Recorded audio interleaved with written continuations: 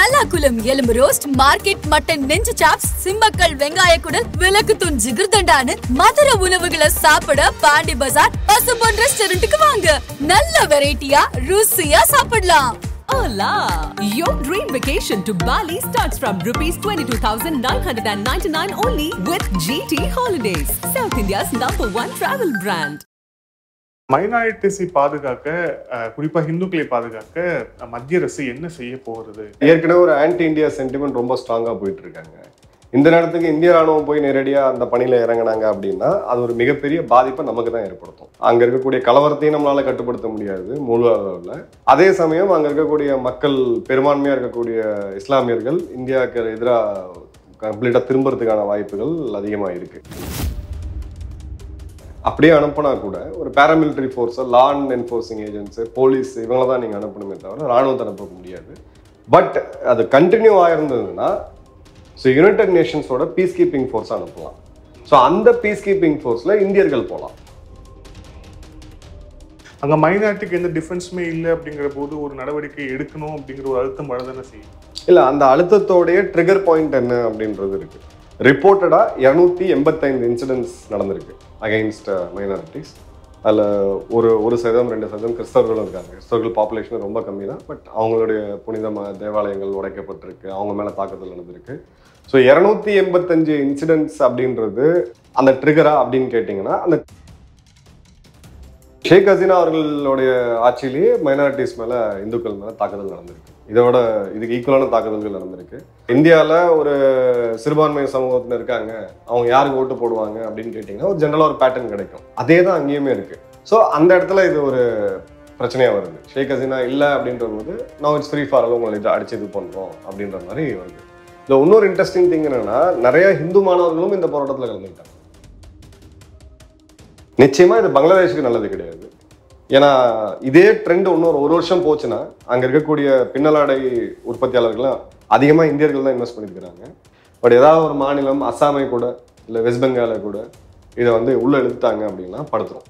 $40 billion ஏற்றுமதி அவங்க பண்ணிட்டு இருக்காங்க. இந்த மாதிரியான ஒரு அன்சர்டனிட்டியை பேஸ் பண்ணி எந்த நாடுமே இன்வெஸ்ட் பண்ண மாட்டாங்க. ரெண்டாவது, இதனால இந்தியாவுக்கும் நமக்கு சார்பாக 4 எல்லை மாநிலங்கள் இருக்கு, இங்கேயுமே பிரச்சனை வரும். ஷேக் ஹசீனாவை அவங்க அந்த நாட்டை விட்டு விரட்டப்பட்ட, அந்த மக்களால் வெறுக்கப்பட்ட ஒரு தலைவர். அவர் நம்ம வச்சிருக்கிறதால இந்தியா மேல ஒரு தேவையில்லாத பகை அவங்களுக்கு உருவாகக்கூடும் அப்படிங்கிற ஒரு 2 விஷயத்த பேசுறாங்க. இது எப்படி? எதுக்கு அவங்க தப்பிச்சு வராங்க? அங்க அவங்க ராணுவம் நமக்கு கால் பண்றாங்க, எமர்ஜென்சி எங்களுக்கு ஒரு ஃபிளைட் லேண்ட் ஆகணும், முக்கியமான எங்களோட தலைவர் ஒருத்தர் இருக்காரு அப்படின்னு சொல்லிட்டு நம்ம அடைக்கலம் கொடுக்கும்.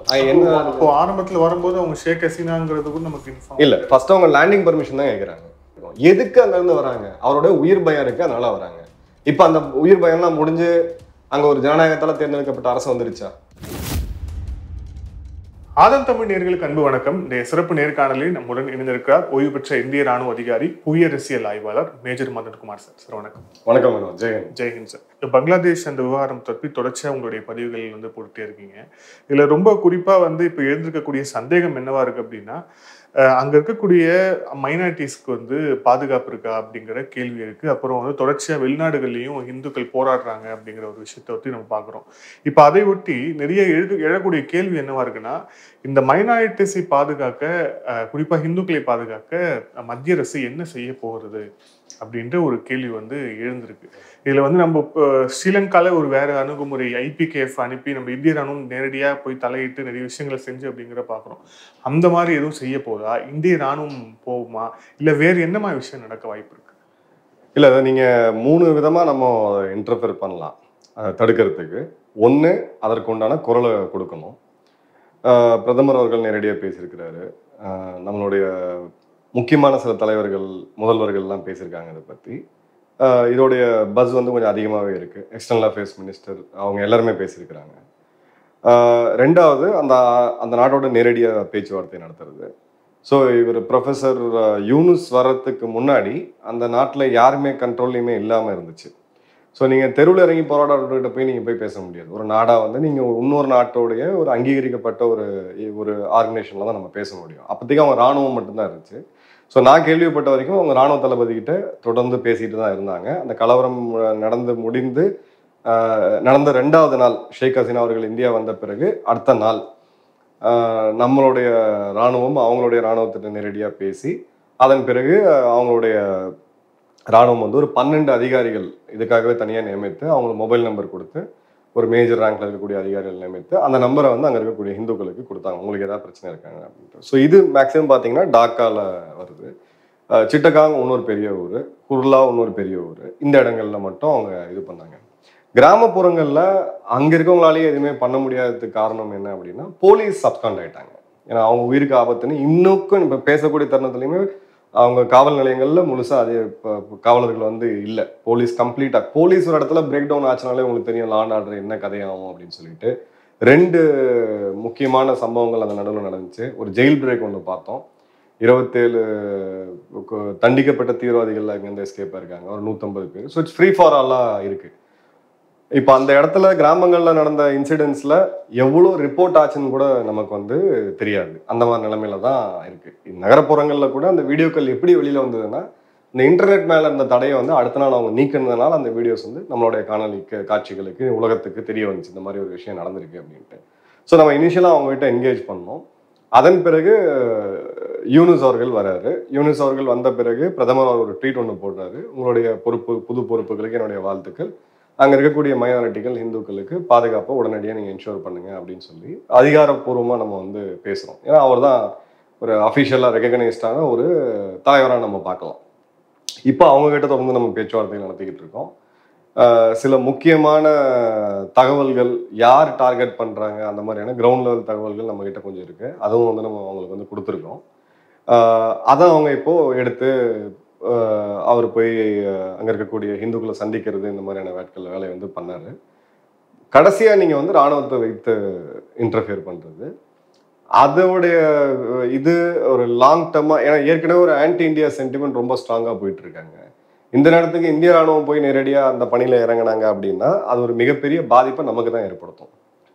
அங்கே இருக்கக்கூடிய கலவரத்தையும் நம்மளால் கட்டுப்படுத்த முடியாது முழு அளவில். அதே சமயம் அங்கே இருக்கக்கூடிய மக்கள் பெரும்பான்மையாக இருக்கக்கூடிய இஸ்லாமியர்கள் இந்தியாவுக்கு எதிராக கம்ப்ளீட்டாக திரும்புறதுக்கான வாய்ப்புகள் அதிகமாக இருக்குது. ஏன்னா அது மாணவர் போராட்டம் இது அந்த மாதிரி ஒரு ஃபங்க்ஷனில் நம்ம ஒர்க் பண்ணிகிட்டு இருக்கோம். இந்த இடத்துல தான் நீங்கள் இராணுவத்தை அனுப்புறதை விட அப்படியே அனுப்பினா கூட ஒரு பேராமிலிட்டரி ஃபோர்ஸை, law and enforcing agents, police இவங்களை தான் நீங்கள் அனுப்பணுமே தவிர இராணுவத்தை அனுப்ப முடியாது. ஏன்னா இராணுவம் உபயோகிக்கக்கூடிய ஆயுதங்களாக இருக்கட்டும் அவங்க இந்த ரோலுக்காக கிடையாது. இந்த ரோல் அவங்க தேவைப்பட்டா பண்ணுவாங்க. 8 to சிவில் அத்தாரிட்டின்னு நம்ம சொல்லுவோம். ஸோ அந்த பாயிண்ட்ல இராணுவத்தை அனுப்புறது ஒரு சரியான இதுவாக இருக்காது. பட் அது கண்டினியூ ஆயிருந்ததுன்னா இப்போ லெபனானில் எப்படி இருக்கோ, இல்லை உங்களுக்கு நைஜீரியாவில் எப்படி இருக்கோ, சுடானில் எப்படி இருக்கோ, ஸோ யுனைடெட் நேஷன்ஸோட பீஸ் கீப்பிங் ஃபோர்ஸ் அனுப்பலாம். ஸோ அந்த பீஸ் கீப்பிங் ஃபோர்ஸில் இந்தியர்கள் போகலாம். இந்திய இராணுவம் நேரடியாக தலையிட்டு அந்த பீஸ் கீப்பிங் மிஷனில் போகும்போது அது ஒரு உலக அமைப்போட அமைதியை நிலைநாட்டுறதுக்கான ஒரு அங்கீகரிக்கப்பட்ட அமைப்பாக ஒரு இது வருது. பட் அதற்குள்ள ஓரளவுக்கு நிலைமை கட்டுக்குள்ளே வந்ததுனால அந்த நடவடிக்கையை எடுக்காமல் இருந்திருக்காங்க. பட் அதை நோக்கி மூவ் பண்ணியிருப்பாங்க நிச்சயமாக. யூஎன் பீஸ் கீப்பிங் ஃபோர்ஸ் இங்கே வேணும் அப்படின்னு சொல்லிட்டு ஐநா சபையோட பீஸ் கீப்பிங் ஃபோர்ஸில் அதிகமாக ராணுவ வீரர்களை அனுப்புறது இந்தியா தான். இத்தனை வருஷமா 50 வருட காலமாக பார்த்தீங்கன்னா நம்ம தான் பல இடங்களில் இது பண்ணியிருக்கோம். ஸோ அது பண்ணும்போது ஒரு இது வரும். பட் அதுக்கு நீங்கள் ஐநா பாதுகாப்பு கவுன்சிலோடைய இது வேணும், ஒப்புதல் வேணும். அப்போ அந்த ஒப்புதலுக்கு அமெரிக்கா நிச்சயமாக தடை போடுவாங்க. ஏன்னா இங்கே நடந்து முடிஞ்சது என்ன அப்படின்றது எல்லாருக்குமே தெரியுது இப்போ ஓரளவுக்கு. ஸோ இருக்கக்கூடிய ஆப்ஷன்ஸை நம்ம எக்ஸசைஸ் பண்ணுறோம், ஒரு இது பண்ணுறோம். இன்னொன்று அங்கே இருக்க வரவங்களை யார் உள்ளே வராங்க அப்படின்றது தெரிய வரணும். ஸோ பிஎஸ்எஃப் ஹையஸ்ட் அலர்ட்டில் வந்து பிஎஸ்எஃப் வச்சாங்க. நம்மளோட எல்லைகள் இப்போ கடுமையாக பாதுகாக்கப்படுது, ரொம்ப வெளிப்படன் பாதுகாக்கப்படுது. ஸோ அந்த ஆக்ஷன்ஸ் என்னென்ன எடுக்கணுமோ அவங்க எடுத்திருக்காங்க. மக்கள் கோவப்படுறது என்ன பண்ணிட்டாங்க, இந்திய ராணுவத்தை அனுப்பணுமா அப்படின்னா அது எமோஷனலாக பார்த்தா நமக்கு வந்து கரெக்டாக தெரியும். பட் ஒரு ஸ்ட்ராட்டஜிக்கலாக ஒரு பெரிய தவறை நம்ம இழைச்ச மாதிரி ஆகிடும். உதாரணத்துக்கு இலங்கையில் என்ன ஆச்சுன்னு நம்ம பார்த்துருக்கோம், நம்மளுடைய வரலாறு இருக்கு. இல்லை ஆனால் வந்து இப்போ இலங்கையில் அனுப்பும்போது வந்து எல்டிடி இருந்தது, அப்புறம் வந்து இலங்கை ராணுவம் இருந்தது. ஸோ நடுவில் இந்த ஐபிகேஎஃப் போய் ரெண்டுத்துக்கும் சமாதானம் பண்ணணும் அப்படிங்கிற ஒரு நோக்கத்தில் அனுப்பப்படுது. ஆனால் நோக்கம் அதுக்கப்புறம் வேற மாதிரி மாறிடுது. ஆனால் இங்கே வந்து இப்போ இவங்க வந்து ஒரு டிஃபென்ஸே இல்லாமல் இருக்கிறாங்க, அங்கே இருக்கக்கூடிய மைனாரிட்டிஸ் டிஃபென்ஸே இல்லாமல் இருக்கிறாங்க. இப்போ வந்த ஒரு புது கேர்டேக்கர் கவர்மெண்ட்டும் அவங்களுக்கான சைடு வந்து ரொம்ப தெளிவாக தெரியுது. அதாவது அவங்க பின்னாடி இருக்கக்கூடிய அந்த ஜமாத்தி இஸ்லாம் அமைப்பும் சரி, ஒரு ரேடிக்கலா ஒரு ஃபண்டமெண்டல் அமைப்பா அவங்க இருக்கிறாங்க அப்படிங்கிற போது, அங்க மைனாரிட்டிக்கு எந்த டிஃபென்ஸுமே இல்லை அப்படிங்கிற போது ஒரு நடவடிக்கை எடுக்கணும் அப்படிங்கிற ஒரு அழுத்தம் வரதானே செய்யும். இல்ல அந்த அழுத்தத்தோடைய ட்ரிகர் பாயிண்ட் என்ன அப்படின்றது இருக்கு. நீங்க இலங்கையை இதையும் நம்ம கம்பேர் பண்ண முடியாது. இங்க கொஞ்சம் இஷ்யூ வேறையா இருக்கு. நம்ம வேணா நம்மளுடைய வரலாற்று 71 65ல இருந்து 71 நீங்க கம்பேர் பண்ணலாம். ஒரு பெரிய இயற்கை பேரிடர் வருது, அவங்களுக்கு உதவிகள் போய் சேரல, இந்தியாவில் நோக்கி அவங்க வராங்க, 30 லட்சம் அகதிகள் அங்கேருந்து இங்கே வந்தாங்க, நம்ம அன்னைக்கு அரவணைச்சோம். அதன் பிறகு இந்திரா காந்தி அவர்களுக்கு ஒரு லெவலுக்கு மேலே இது போகும்போது பாகிஸ்தானுடைய இராணுவத்தோடைய அட்டுழியம் ரொம்ப அதிகமாகி எத்தனை லட்சக்கணக்கான பெண்கள் பாலியல் வன்கொடுமைக்கு உட்படுத்தப்பட்டாங்கன்றது வரலாறுலாம் நீங்கள் எடுத்து பார்த்தீங்கன்னா தெரியும். பார்ட்டிஷனோட மோசமாக ஒரு இதை அங்கே இன்னைக்கு இருக்கக்கூடிய பெங்காலிகள் அங்கே இருக்கக்கூடிய பெங்காலிகள் வந்து சந்திச்சிருக்காங்க. ஸோ அந்த நேரத்தில் இது இப்படியே போச்சுன்னா இது நாடு ஸ்திரமாக இல்லாமல் கொலாப்ஸ் ஆகும் பொழுது நமக்கு ஒரு பெரிய பிரச்சனையை கொடுக்கும். அகதிகளாக இருந்தாலும் சரி, அந்த நாட்டோடைய ஸ்திரத்தன்மை, அங்கே இருக்கக்கூடிய இது எல்லாமே இருக்கும். ரெண்டாவது இந்தியாவுடைய ஒரு இன்டர்வென்ஷனும் தேவைப்படுதுன்ற போது ஒரு டஃப்பான டிசிஷனை அன்னைக்கு பிரதமர் இந்திரா காந்தி அவர்கள் எடுக்கிறாங்க. எடுத்த பிறகு யுத்தத்துக்கும் நம்ம தயாராகிறோம். அந்த சரண்டர் நமக்கு வரலாறு நமக்கு தெரியும். இன்னைக்கு அந்த த்ரெஷோல்டு போல இதில் வந்து இப்பவும் சொல்கிறேன், நம்ம இதயத்தில் கல்லை வச்சுட்டு தான் நம்ம பேசி ஆகணும். ஏன்னா இது ஒரு எமோஷனலாக பார்க்கப்படக்கூடிய இஷ்யூ கிடையாது.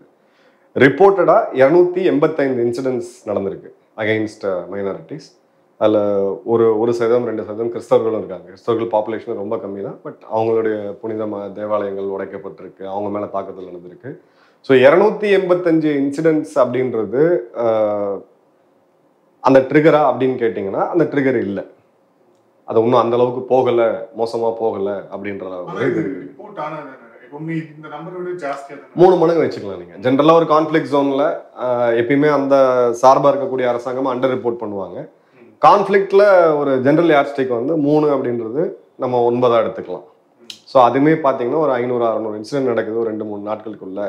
ரெண்டாவது ட்ரெஜெக்டரி அடுத்தது கம்மியாகுதா, இந்துக்கள் எல்லாம் ஒன்றா சேர்ந்து போராட்டம் பண்ணதை நீங்கள் பார்த்தீங்க. ஸோ அது கம்மியாகுதா அப்படின்ற போது அது கம்மியாகுது, அப்படியே கிராஜுவலாக ரெடியூஸ் ஆகுது அப்படின்ற போது அந்த இன்டர்வென்ஷன் நமக்கு தேவைப்படாது. பட் இதே இது பரவி தினம் ஒரு ஆயிரக்கணக்கான மக்கள் கொல்லப்படுற அளவுக்கு மோசமாக போயிருந்தது அப்படின்னா நிச்சயமாக அப்போ அடுத்த ஆப்ஷனை தான் நம்ம யோசிச்சிருக்க வேண்டிய அவசியம் இருக்குது.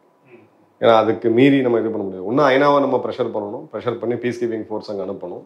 லெபனானில் இன்னைக்கு இருக்குது, இந்திய வீரர்கள் அங்கே இருக்கிறாங்க, காங்கோவில் இருக்குது, சுதானில் இருக்குது, பெர்மனண்டாகவே ஒரு 20 வருஷமாகவே இருக்கிறாங்க. ஸோ அப்போ அந்த நாட்டை நீங்கள் அப்படி தான் லா அண்ட் ஆர்டர் எதுவுமே கிடையாது, கவர்மெண்ட்டே எதுவுமே கிடையாது, யார் கண்ட்ரிலையுமே இல்லை அப்படின்ற போது ஐநாவுடைய பீஸ் கீப்பிங் ஃபோர்ஸை அமைதி படையை வந்து நீங்கள் அனுப்பிச்சிக்க வேண்டிய இது இருக்குது. ஐநா அனுப்பலை அப்படின்ற பட்சத்தில் ஐநாவுடைய கன்வென்ஷன்ஸ்லேயே இதுவுமே இருக்குது. நீங்கள் வந்து பக்கத்து வீடு எரியுது அங்கே அப்படின்ட்டு நம்ம தனியாக இருக்க முடியாது. ஸோ அந்த நேரத்தில் நம்ம போய் சில உதவிகளை செய்யலாம், ரெஸ்கியூ மிஷன்ஸ் இது பண்ணலாம். அந்த மாதிரியான இதை வந்து நம்ம செய்யறதுக்கான வாய்ப்புகள் வந்து இருக்கு. ஸோ அந்த அளவுக்கு போகலை அப்படின்றது ஒரு நல்ல விஷயம் அப்படின்னு தான் பார்க்கலாம். ஆனால் இப்போ இந்த யூஎஸ் கவர்மெண்ட்டுக்கு வந்து வரக்கூடிய அந்த புற அழுத்தங்கள், குறிப்பாக அவங்க இவ்வளோ நாளாக மாணவர் போராட்டத்திலேயே ஒரு குரூப்பாக இருக்கட்டும், அந்த ஜமாத் இஸ்லாம் ஆகட்டும், நம்ம வந்து இஸ்லாமிய நாடாக மாறணும் அப்படிங்கிற மாதிரியான ஒரு குரல் வந்து ஜாஸ்தி ஆகிட்டே இருக்கு, வர வர பார்க்குறோம். ஸோ அதுக்கு வந்து இந்த கவர்மெண்ட் ஈல்ட் ஆகுமா அப்படின்னு தெரியல. ஆனால் யூனிஸ் இது வரைக்கும் அதுக்கு வந்து ஒரு ஸ்பேஸ் கொடுத்த மாதிரி தெரியல.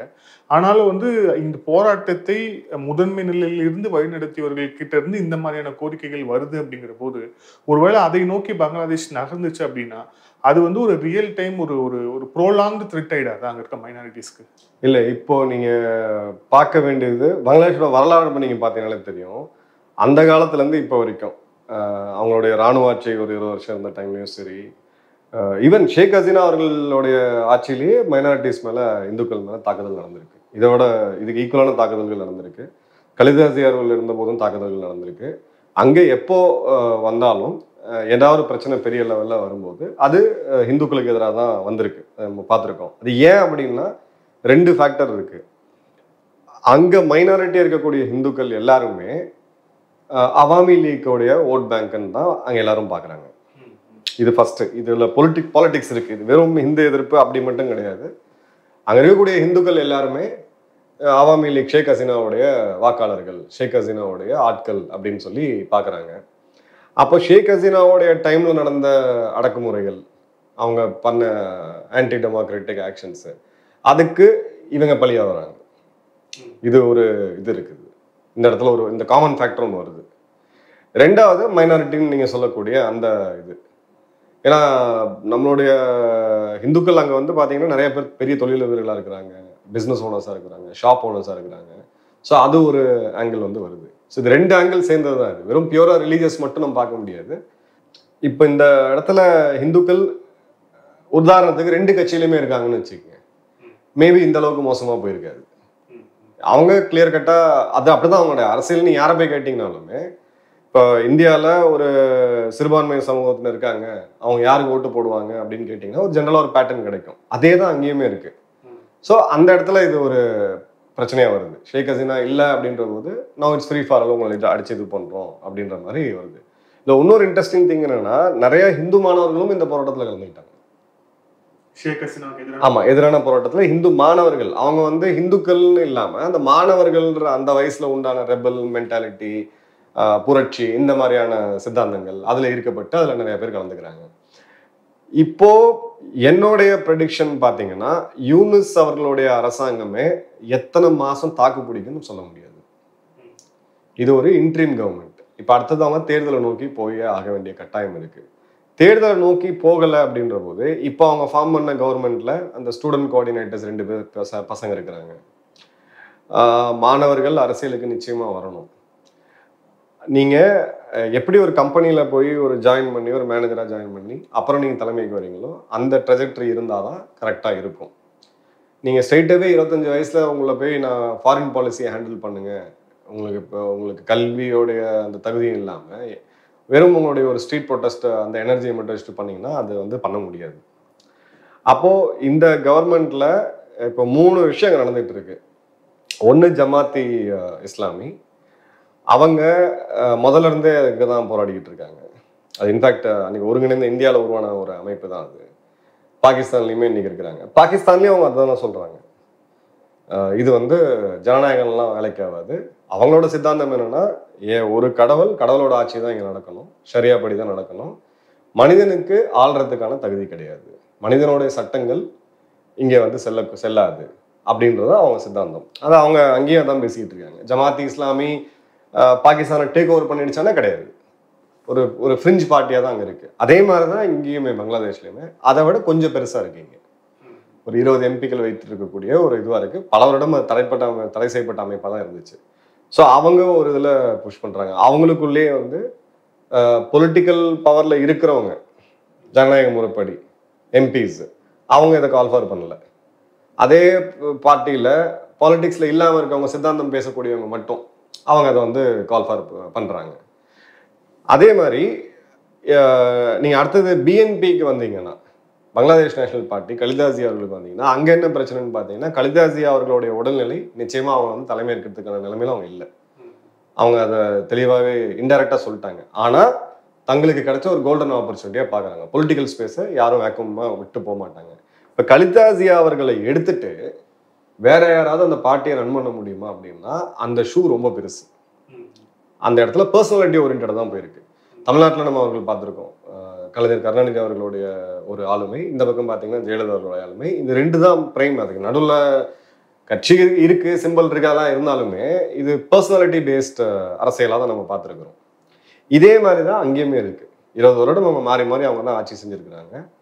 இப்போ கலிதாசியாவுக்கு பதிலாக அவருடைய மகன் இருக்கிறாரு யூகேல, அவர் வந்து டேக் ஓவர் பண்ணாங்க அப்படின்னா பார்ட்டிக்குள்ள ரிசன்மெண்ட் ஆகும். ஏன்னா அவங்க எல்லாம் அங்க போய் செட்டில் ஆனவங்க, இங்க வந்து பார்த்தது கிடையாது, அவுட் சைடர்ன்ற டேக் வருது. அதே மாதிரி ஷேக் ஹசீனா அவர்களுடைய மகன் வந்து யூஎஸ்ல இருக்காரு, அவர் வந்து டேக் ஓவர் பண்ணாருன்னா அவருக்கு ஏற்கனவே ஒரு அவுட் சைடர் அமெரிக்க பிரஜை அப்படின்ற ஒரு இது வருது. So insider out cider politics வரும். இப்போ 2 பார்ட்டிலையுமே வேக்கம் இருக்கு. இப்போ வேற யார் இருக்காங்க? ஜமாத்தி இஸ்லாமி ஒரு சிறு அமைப்பு, அவங்க புஷ் பண்ணிட்டு இருக்காங்க. இன்னொரு பக்கம் பிரின்சிபல் அப்போசிஷன் பார்ட்டி பிஎன்பி. மாணவர்களுடைய இது என்னன்னா 2மே தப்பு அப்படின்றாங்க. அப்ப 2மே தப்புனா 3வது யாரு? அந்த கேள்வி வருது. நீங்க எடுத்துட்டீங்க, 2 கட்சியுமே எடுத்துட்டீங்க, 3வது இல்ல. யூனிஸ் வந்து அமெரிக்காவோட சாய்ஸ், மாணவர்களோட சாய்ஸ்ன்றது அது கிடையவே கிடையாது. ஏன் அதை வந்து பெர்செப்ஷனா கிரியேட் பண்ணிக்கிறாங்க? ஏன்னா அந்த இடத்துல அவருடைய ஒரு உலக அரங்குல நீங்க வரணும் அப்படின்னா, நான் 10 பசங்க சேர்ந்து நாங்கள் பண்ணிக்கிட்டு இருக்கோம், திடீர்னு ஒருத்தரை கூப்பிட்டு இவர் தாங்க அப்படின்னு சொல்றோம். ஸோ உலகம் அங்கீகரிக்காது. அமெரிக்கா லேபிள் இருக்கு, நோபல் லாரெட், அமெரிக்காவுடைய பல விருதுகளை பெற்ற ஒரு நபர் அவர். ஸோ அவரோட இது வரும்போது ஒரு பிராண்ட் கிடைக்குது அவங்களுக்கு. அவருக்கும் 84 வயசு, அதையும் நம்ம மறந்துடக்கூடாது. இப்போ அவர் தேர்தலில் போட்டியிட்டு அப்படின்ற போது தேர்தலுக்கு மாணவர்கள் ஒரு பக்கம் போராடிட்டு இருக்காங்க, அதெல்லாம் ஓகே. இன்னொரு புறம் நீங்க பாத்தீங்கன்னா அங்க இருக்கக்கூடிய பொதுமக்கள் பாதிக்கப்பட்டு இருக்காங்க, அவங்களுக்கும் குரல் இருக்கு. இன்னைக்கு 15% ரீட்டைல் இன்ஃப்ளேஷன். நீங்க காய்கறி விலையெல்லாம் போய் கேட்டு பார்த்தீங்கன்னா தெரியும் உங்களுக்கு எந்த நிலைமையில மக்கள் இருக்கிறாங்க. பெண்கள் அவங்களுடைய இது இருக்கு. ஸோ இந்த இடத்துல இந்த 2 பார்ட்டிக்கு சக்சஷன் யாரு? இப்போ ஷேக் ஹசீனா சொல்றாங்க நான் திரும்ப போவேன் எலெக்ஷன் அப்போ அப்படின்ட்டு. நீங்க ஷேக் ஹசீனாவை இல்லாம ஒரு எலெக்ஷன் நடத்துவீங்கன்னா அது அப்போ ஏற்கனவே முடிஞ்ச தேர்தல் மாதிரி தான் உலகத்துக்கு தெரியும்.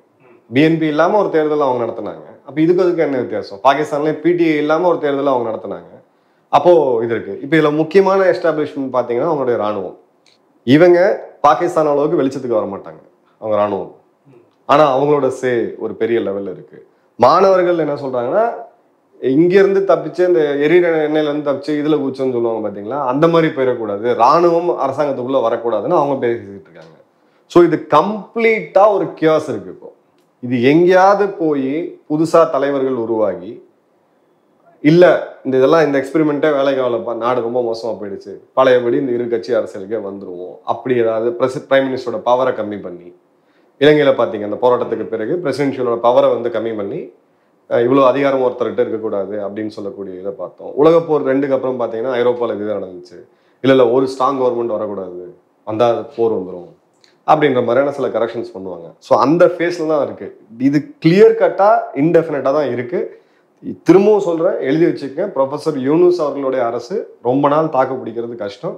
ஏன்னா அமெரிக்காவுடைய ரியாக்ஷன், அமெரிக்காவுடைய வெற்றி, இந்தியாவுடைய செட்பேக் இதெல்லாம் தான் நம்ம பேசிட்டு இருக்கோமே தவிர இந்தியா திரும்பவும் கவுண்டர் கொடுக்கும். ஒரு இடத்துல டைட் இப்போ நம்ம லைட்டா பண்ணியிருக்கிறோம்.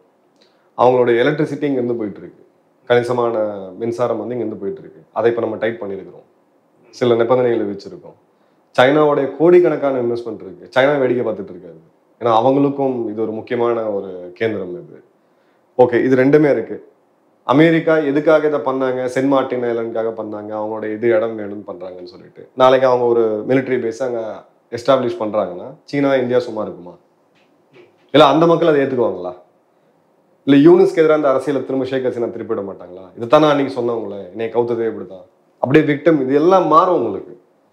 இந்திரா காந்தி அவர்களை ஒரு கொடுங்கோல் அரசு எமர்ஜென்சின்னு பார்த்த இதே நாடு தான் ஒரு தேர்தலுக்கு பிறகு நீங்க தான் கரெக்டான சாய்ஸ், இந்த நாடு சிரமமா இருக்கணும்னு உங்களை மாதிரியான ஒரு தலைவர் தேவைன்னு நம்ம ஓட்டு போட்டுருக்கோம். அதான் நேருவின் மகளே வருக நிலையான ஆட்சி தருகன்னு சொல்லி நம்ம இது பண்ணுவோம், சரிங்களா? ஸோ இது இன்னைக்கு கிளாரிட்டியே கிடையாது. மொத்தமும் கொட்டை குழம்பி இருக்கு.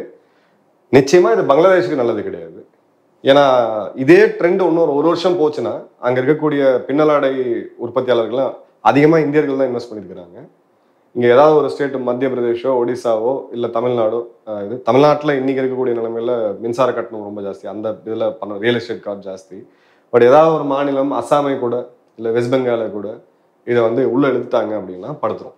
$40 பில்லியன் ஏற்றுமதி அவங்க பண்ணிட்டு இருக்காங்க. இந்த மாதிரியான ஒரு அன்சர்டனிட்டியை பேஸ் பண்ணி எந்த நாடுமே இன்வெஸ்ட் பண்ண மாட்டாங்க. 2வது, இதனால இந்தியாவுக்கும் நமக்கு சார்பாக 4 எல்லை மாநிலங்கள் இருக்கு, இங்கேயுமே பிரச்சனை வரும். அதோட பிரச்சனை இங்க ஆல்ரெடி இருக்கு நம்மளுக்கு. இன்றைய சுதந்திர தின விழா பேச்சில் கூட பிரதமர் மோடி அவர்கள் பேசும்போது என்ன சொல்லியிருக்காரு அப்படின்னா, நம்மை சுற்றி இருக்கக்கூடிய சேலஞ்சஸ் ஜாஸ்தி ஆயிட்டு இருக்கு, அதாவது சர்வதேச அழுத்தங்களும் ஜாஸ்தி ஆயிட்டு இருக்கு. ஆனா இது எதுக்குமே நான் தலை வணங்க மாட்டேன், குனிய மாட்டேன் அப்படின்ட்டு அவர் பேசியிருக்காரு அப்படிங்கிறத பார்க்குறோம். ஏற்கனவே ஜியோ பொலிட்டிக்கல் அனலிஸ்ட் நிறைய பேர் இந்தியாவில் இருக்கக்கூடிய சுற்றி இருக்கக்கூடிய நாடுகளில் ஜனநாயகம் ஒன்னொன்னா விழுந்துகிட்டு இருக்கு அப்படிங்கிற பார்வையோடு தான் இதை அணுகவும் செய்கிறாங்க. பிரதமரும் அதை வெளிப்படுத்தியிருக்காரு. சேலஞ்சஸ் நமக்கு ஜாஸ்தியா இருக்கு அப்படின்னு சொல்லியிருக்காரு. இது எப்படி பார்க்குறது? இல்லை, கண்டிப்பா நாட்டு மக்களுக்கு ஒரு கம்யூனிகேஷன் பண்றாரு. அவரோட செய்தியை நாட்டு மக்களுக்கு நேரடியாக அவர்கள் சொல்றாரு. இந்த மாதிரி சவால்கள் நமக்கு இருக்கு, ஆல் இஸ் நாட் வெல் அப்படின்றத அவர் கம்யூனிகேட் பண்றாரு. இப்போ இதுக்கெல்லாம் உடனடியாக சொல்யூஷன் கிடைக்குமானா நிச்சயமா கிடையாது. நீங்க இன்னொரு 3 வருஷம் முன்னாடி நம்ம பேசணும் யோசிங்க. ஆப்கானில் தாலிபான்கள் கையில போகும்பொழுது இங்க இருக்கக்கூடிய எல்லா ஊடகங்களும் என்ன சொன்னாங்க? இந்தியா தன்னுடைய தூதரகத்தை மூடிட்டு ஓடி வந்துட்டாங்க, பாகிஸ்தானும் ரஷ்யாவும் சீனாவும் தூதரகத்தை ஓப்பன் பண்ணி வச்சிருக்காங்க. ஒரு பெரிய மெத்தப்படுத்த ஒரு டிபேட்ல என்கிட்ட பேசும்போது அவர் டிபேட் பண்ணிட்டு இருந்தாரு. இந்தியாவோட $3.8 பில்லியன் போச்சு, இனி ஆப்கானியர்கள் வந்து தாலிபான்கள் கையில் போயிட்டாங்க ஆப்கானிஸ்தான், இனி அவங்க காஷ்மீரை நோக்கி வருவாங்க, எத்தனை வீரர்களை வந்து நம்ம இது பண்ணுவீங்க, இது வந்து நம்ம இதுவே பண்ண முடியாது, இந்தியாவுடைய வெளியுறவு கொள்கை ஃபெயிலியர் ஆகிடுச்சு அப்படின்னாரு. இப்போ நீங்கள் சொல்லுங்கள், அப்போ வெளியுறவுத்துறையிலேருந்து எந்த அறிக்கையும் வரல, பிரதமர் அதை பற்றி பேசவே இல்லை, வெளியுறவுத்துறை அமைச்சர் அதை பற்றி பேசவே இல்லை, ஸ்டாண்டர்டாக ஒரே ஒரு டிப்ளமேட் வேர்டு தான் அவங்க யூஸ் பண்ணுவாங்க, வி ஆர் வாட்சிங் த சிச்சுவேஷன் அப்படின்ட்டு, நாங்கள் பார்த்துக்கிட்டு இருக்கோம், அதை உன்னிப்பாக கவனித்து கொண்டு இருக்கிறோம்ட்டு இப்பயும் அதான் சொல்கிறாங்க. ஸோ நம்ம சேனல் ஷேக் ஹசீனா அப்படின்றது ஒரு ஆளுமை. இப்போ எந்த அரசு வருதோ, இப்போ சீனாவே இருந்தாலும் இந்தியாவோட தேர்தலில் எந்த கட்சி ஆட்சிக்கு வருதுன்றதை பார்த்துட்டு அதுக்கு தகுந்த சில கேலிபிரேஷன்ஸ் அவங்க பண்ணுவாங்க. இது எல்லா நாடுகளுமே பண்ணுறது தான். ட்ரம்ப் அவர்கள் வந்தால் நம்மளோட இது வேற மாதிரி இருக்கும், நாளைக்கு கமலா ஹாரிஸ் வந்தாங்கன்னா வேற மாதிரி இருக்கும். நிறைய ரெண்டு சைடுமே நம்ம பேசிட்டு தான் இருக்கோம். அதே மாதிரி தான் இங்கே இப்போ பிஎன்பி கிட்டே நம்ம டச்சில் தான் இருக்கிறோம், பேசிட்டு தான் இருக்கிறோம். ஆனால் அவங்க டோட்டலாக டொமஸ்டிக் பாலிடிக்ஸில் ஒரு ஆன்டி இண்டியா ஸ்டாண்ட் எடுத்ததுனால அங்கே நெகோசியேஷனோட ரூம் கம்மியாகுது. நீங்களும் நானும் பேசிக்கிறோம், உள்ள பேசிக்கிறோம், நீங்கள் கொடுக்கணும்னு விருப்பம் இருக்குது. ஆனால் நீங்கள் வெளியில் போகும்போது அந்த பாலிடிக்ஸ் உங்களை விடாது. ஏன்னா நீங்கள் வந்து என்னைக்கு எதிராக நீங்கள் ஒரு டொமஸ்டிக் பாலிடிக்ஸை பண்ணிக்கிட்டு இருக்கீங்க. ஆனால் உங்கள் நாடு என்ன நம்பி தான் இருக்குது, ஒரு கணிசமான அளவுக்கு அவங்களுக்கும் தெரியும். நாளைக்கு இங்கே இருக்கக்கூடிய பங்களாதேஷிகள் எல்லாருக்கும் இல்லீகலாக இருக்கவங்கலாம் நாங்கள் வந்து டிபோர்ட் பண்ணுறோம் அப்படின்றோம். 54% மெடிக்கல் டூரிசமில் இந்தியாவுக்குள்ளே வர்றது பங்களாதேஷ் மக்கள் தான். நாளைக்கு முடியாதுன்னு சொல்கிறோம். இன்னைக்கு தமிழ்நாட்டில் இருக்க காலேஜில் ஆரம்பித்து நீங்கள் டெல்லி வரைக்கும் போய் பாருங்கள், எத்தனை மாணவர்கள் அங்கே வந்து படிச்சுட்டு இருக்காங்கன்னு சொல்லிட்டு வீசாவை டைப் பண்ணுறோம். இப்போ அடுத்த ஆப்பர்ச்சுனிட்டி அவங்க எங்கே போவாங்க? சைனாவில் போய் மேண்ட்ரினில் படிக்க முடியுமா? முடியாது. சிங்கப்பூரோ இல்லை மலேசியாவை போனால் இதை விட 4 மடங்கு அவங்க ஃபீஸ் கட்ட வேண்டியதாக இருக்கும். மெடிக்கல் டூரிசம்னு சேம் தான். நீங்கள் இதே சிகிச்சை கொண்டு போய் நீங்கள் சிங்கப்பூர்லையோ மலேசியாலையோ பண்ணீங்க அப்படின்னா 4 மடங்கு நீங்கள் காசு கொடுத்தாகணும். ஸோ டிபெண்டன்சி இருக்குது. நீங்கள் கம்ப்ளீட்டாக இண்டிபெண்டன்ட் நாடு கிடையாது. நீங்கள் என்ன வேணால் ஆடிட்டு இருக்கிறதுக்கு நீங்கள் இந்தியா என்ன வேணால் பேசலாம், அப்படி பண்ணலாம் அப்படின்ட்டு. இப்போ இந்த இடத்துல அந்த கொலம்பியா குட்டை செட்டில் ஆகும், எங்கேயாவது ஒரு இடத்துல செட்டில் ஆகும். எவ்வளோ காலம் எடுக்குது அப்படின்றது நமக்கு தெரியாது. ஒன் செட்டில் ஆகின பிறகு யார் யார்கிட்ட பேசணும் அப்படின்றத பேஸ் பண்ணி நம்ம வந்து இதை முன்னாடி எடுத்துகிட்டு போவோம். ஷேக் ஹசீனாவை மையப்படுத்தி ஒரு சர்ச்சை, குறிப்பாக வந்து ஹைதராபாத் எம்பியாக இருக்கக்கூடிய ஓவைசி வந்து சொல்லியிருக்காரு, இன்னும் எவ்வளோ நாள் அவங்கள வந்து இங்கே வச்சிருக்க போறீங்க அப்படின்ட்டு வந்து ஒருவேளை பங்களாதேஷ் வந்து உங்களுக்கு டிமாண்ட் பண்ணாங்கன்னா நீங்கள் அப்பயாவது அனுப்புவீங்களா இல்லையா அப்படின்னு கேட்குறாரு. இன்னொரு பக்கம் ஷேக் ஹசீனாவை வந்து அவங்க வந்து அந்த நாட்டை விட்டு விரட்டப்பட்ட அந்த மக்களால் வெறுக்கப்பட்ட ஒரு தலைவர், அவரை நம்ம வச்சிருக்கிறதால இந்தியா மேல ஒரு தேவையில்லாத பகை வந்து அவங்களுக்கு உருவாகக்கூடும் அப்படிங்கிற ஒரு 2 விஷயத்த பேசுறாங்க. இது எப்படி இல்ல அரசோடைய பாலிசி டிசிஷன், அரசு அந்த முடிவு எடுக்கிறாங்கன்னா அதை பேஸ் பண்ணி ஒரு வெளியுறவு கொள்கையை வைக்கிறாங்கன்றது தான் அதோடைய அர்த்தம். ஷேக் ஹசீனா அவருடைய மகன் என்ன சொன்னார் அடுத்த நாள், இதோட முடிஞ்சது, பங்களாதேஷுக்காக நாங்கள் இவ்வளோ உயரத்தை தியாகம் பண்ணிட்டோம், இனிமேல் அரசியலே கிடையாது அப்படின்னாரு. இதே ஷேக் ஹசீனா வந்து இப்போ நாங்கள் எலெக்ஷனில் திரும்ப வருவோம் அப்படின்றாங்க. இப்போ எலெக்ஷனில் திரும்ப வருவோம் அப்படின்ற போது ஒரு ஜனநாயக இடம் தான் நம்ம ஆதரவு கொடுத்து தான் இருக்கிறோம் நம்ம. கரெக்டுங்களா? இப்போ அவங்க மேலே அங்கே நீதிமன்றத்தில் வழக்கு போடப்பட்டு அந்த வழக்கில் தண்டனை பெற்று அதன் பிறகு நீங்கள் வந்து அவங்களுக்கு அடைக்கலம் கொடுக்குறீங்க. எங்கள் நாட்டோட தண்டனை பெற்ற ஒரு சுப்ரீம் கோர்ட்டால் தண்டனை பெற்ற ஒரு கன்விக்ட்டுக்கு நீங்கள் கொடுக்குறீங்க அப்படின்னா ஓகே, இது பொலிட்டிக்கல் அரசியல், அவங்க தப்பிச்சு வராங்க, நீங்கள் இது பண்ணிக்கிறோம். சரிங்களா? இப்போ தலாலாமா அங்கே தான் இருக்கிறாரு, சைனா கேட்டுட்டு இருக்காங்க, கொடுத்துடலாமா தலாலாமாவை? ஈழப்போர் நடந்துட்டு இருக்கும்போது எத்தனையோ ஈழத்தலைவர்கள் இங்கே வந்து தஞ்சம் வந்திருக்காங்க, தமிழ்நாட்டிலே இருந்திருக்காங்க. உங்களுக்கு அந்த வரலாறுலாம் தெரிஞ்சிருக்கும். அப்போது இலங்கை அரசு கேட்டாங்க, இவங்கெல்லாம் எங்களுக்கு வந்து கிரிமினல்ஸ், நாங்கள் வந்து இது பண்ணுறோம் அப்படின்னு சொல்லி கொடுத்தோமா? கிடையாது. இங்கே இருக்கக்கூடிய நிறைய பேர் இன்னைக்கு யூகேல இருக்காங்க, குற்றவாளிகளாக இருக்காங்க, ஃபியூஜிட்டிவாக இருக்காங்க. நம்ம என்ன பண்ணுறோம்? எக்ஸ்ட்ரடிஷனுக்கு அந்த கோர்ட்டில் போய் ஃபைட் பண்ணிட்டு இருக்கோம். கரெக்டுங்களா? எக்ஸ்ட்ரடிஷனுக்கு நீ அந்த கோர்ட்டில் போய் ஃபைட் பண்ணிருக்கோம். பங்களாதேஷில் அவங்க கோர்ட் ப்ரொசீட் பண்ணிட்டோம். லீகல் சிஸ்டம் அவங்க நம்புறாங்கல்ல, ஜனநாயகத்துக்காக தான் சர்வாதிகாரத்தை எதிர்த்து போராடி ஜனநாயகத்தை அங்கே மீட்டுட்டோம்னு சொல்றாங்கல்ல. ஜனநாயகத்தோடைய அடிப்படை இது என்ன? Law of natural justice. குற்றம் சாட்டப்பட்டவருக்கு நீங்க 1000 குற்றம் சாட்டலாம், குற்றம் சாட்டப்பட்டவர்கிட்ட நீங்க கேட்கணும். அதுதான் வந்து இயற்கை நீதினு நம்ம சொல்லுவோம், லா ஆஃப் நேச்சுரல். அதை பேஸ் பண்ணி தான் அவங்களோட கான்ஸ்டியூஷன் இருக்குது, நம்மளோட கான்ஸ்டியூஷன் இருக்குது. அப்போ நீங்க அவங்க கோர்ட்டுக்கு போகாம, ட்ரையல் எதுவுமே பண்ணாம, தீர்ப்பு எதுவுமே வராம நீங்க போய் கொடுத்த எதுக்கு அவங்க தப்பிச்சு வராங்க? அங்க வந்து அவங்க ராணுவம் தான் நம்ம கிட்ட கேட்டாங்க, நாம வாங்கன்னு சொன்னோமா? கிடையாது. அவங்க ராணுவம் நமக்கு வந்து கால் பண்றாங்க, எமர்ஜென்சி எங்களுக்கு ஒரு ஃபிளைட் லேண்ட் ஆகணும், முக்கியமான எங்களோட தலைவர் ஒருத்தர் இருக்காரு அப்படின்னு சொல்லிட்டு நம்ம அடைக்கலம் கொடுக்கும். அப்போ ஆரம்பத்துல வரும்போது அவங்க ஷேக் ஹசீனாங்கிறது கூட நமக்கு இன்ஃபார்ம் இல்ல. ஃபர்ஸ்ட் அவங்க லேண்டிங் பர்மிஷன் தான் கேட்கறாங்க. உங்க ஏர் ஸ்பேஸ்க்குள்ள நாங்க வரோம், எமர்ஜென்சி டேக் ஆஃப் பண்ணுறோம். ஆப்வியஸாக தெரியும், நம்மளுக்கும் தெரியும் ஷேக் ஹசீனா தான் அவர்கள் அப்படின்றது நமக்கு தெரியும். குடும்பத்தோட வராரா, தனியாக வராரா, எந்த நிலைமையில வராரு, மருத்துவ உதவி தேவையா அப்படின்றதெல்லாம் அடுத்தடுத்து நம்ம கேட்டுட்டு இருக்கோம். எதுக்கு அங்கேருந்து வராங்க? அவரோட உயிர் பயம் இருக்கு, அதனால வராங்க. இப்போ அந்த உயிர் பயம்லாம் முடிஞ்சு அங்கே ஒரு ஜனநாயகத்தால் தேர்ந்தெடுக்கப்பட்ட அரசு வந்துருச்சா? கிடையாது. இப்போ ஜனநாயகப்படி ஓஐசியோட கூற்றுப்படியே போறோம் அப்படின்னா அவங்களுடைய ஒரு உச்ச நீதிமன்றத்தால தண்டிக்கப்பட்ட லஞ்ச வழக்குல தண்டிக்கப்பட்ட கலிதா ஜியா அவர்கள் வந்த உடனே, அந்த அரசாங்கம் போன உடனே ரிலீஸ் பண்றாங்க. சரிங்களா? பிரசிடென்ட் எந்த மெர்சி பெட்டிஷனும் கிடையாது, எதுவும் கிடையாது, நீங்க வாங்க அப்படின்றாங்க.